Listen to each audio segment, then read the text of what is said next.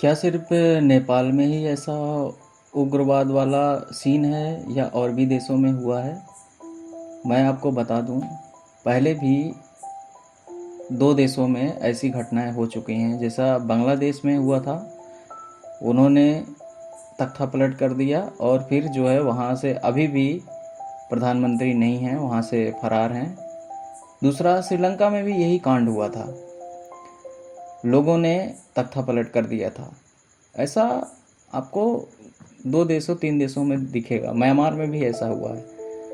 अभी जो नेपाल में सीन है, नेपाल में जेन जी, जिसे 1997 और 2012 के बीच में जो लोग पैदा हुए हैं, उन लोगों का मानना था, जैसा कि अभी सोशल मीडिया को बैन करने के बाद ये घटनाएं शुरू हुई हैं, लेकिन इसमें सच्चाई नहीं है। सोशल मीडिया पे बैन होना ये घटना होने का अल्टीमेट कारण नहीं है। अल्टीमेट कारण उसका अलग है। पहला है कि वहाँ पे इतना करप्शन हुआ, उस करप्शन के चलते जो ये यूथ है, यूथ आप देख लीजिए, देश की सबसे बड़ी पावर होती है यूथ। और अगर यूथ उग्र हो गई, अगर नाराज हो गई या सरकार को बदलने का फैसला कर लिया, तो उन्हें कोई नहीं रोक सकता। नेपाल में यही हुआ है। नेपाल में ऐसा सीन हुआ कि ये जो मिनिस्टर हैं, ये प्रधानमंत्री हैं, राष्ट्रपति हैं और वित्त मंत्री हैं, इन सब लोगों के बच्चे जो हैं, ये अच्छे स्कूल, अच्छी शिक्षा ले रहे हैं और ऐसे आराम की ज़िंदगी जी रहे हैं। बाकी गरीबों के लिए, यूथ के लिए और लोगों के लिए न कोई एम्प्लॉयमेंट है, न कोई अर्निंग का सोर्स है। इसलिए इन लोगों ने डिसाइड किया कि ये नहीं चल पाएगा, ये ऐसा कितने दिन तक चलेगा। इसीलिए ये इतनी हिंसा भड़की है। सोचिए, प्रधानमंत्री, राष्ट्रपति और वित्त मंत्री को भी इन्होंने दौड़ा दौड़ा के पीटा है। यहाँ तक कि उनके घरों में घुस गए, संसद भवन में घुस गए और तोड़फोड़ की, आगजनी की। इन्होंने अच्छा किया या बुरा किया मैं ये नहीं कहूँगा, लेकिन यूथ का जहाँ तक सवाल है, यूथ कहीं का भी हो, अगर यूथ एकजुट हो गया तो वो किसी को भी उखाड़ फेंकेगा, चाहे कोई राष्ट्रपति हो, प्रधानमंत्री हो या कोई और मिनिस्टर हो।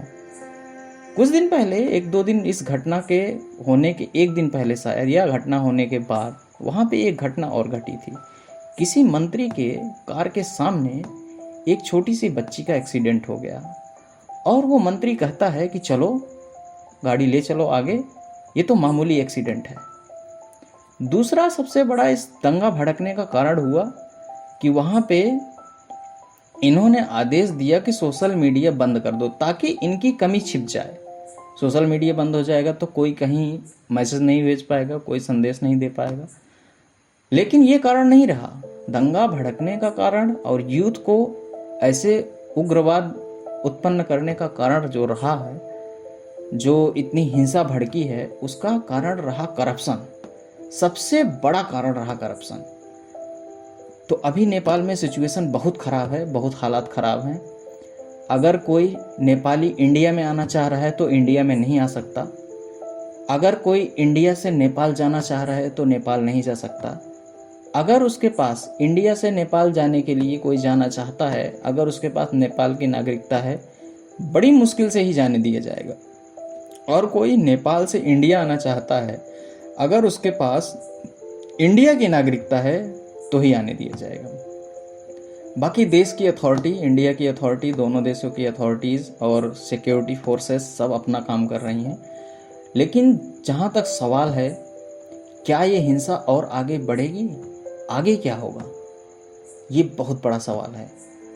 दोनों देश के लोग जो है, जो मिनिस्ट्रियल लेवल की कॉन्फ्रेंस या मीटिंग्स होती हैं, उनके माध्यम से मध्यस्थता कराने की बात चल रही है। एक और नाम सामने आ रहा है, बालेन्द्र या बालेन, वो प्रधानमंत्री बन सकते हैं, ऐसा कहा जा रहा है। लेकिन आगे क्या होगा ये हमें नहीं पता है। देखते हैं आगे क्या होता है, इसका क्या रिजल्ट आता है। लेकिन जो लोग अभी इंडिया से प्लान कर रहे हैं जाने के लिए, वो कृपया न जाएं, बॉर्डर एरियाज़ में न जाएं, नेपाल बॉर्डर के रास्ते ट्रैवलिंग न करें। टूरिस्ट कतई अलाउड नहीं है, नहीं जा सकते। तो अभी अपने जो भी आपने ट्रैवलिंग की बुकिंग की है उसको रद्द कर दें और कुछ दिन तक इंतज़ार करें, कोई ऐसा नोटिस आए या कोई आपको मैसेज आता है ऑफिशियल, उस पर विश्वास करें, उसके बाद ही कदम रखें।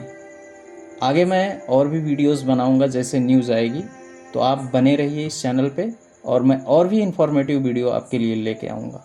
धन्यवाद।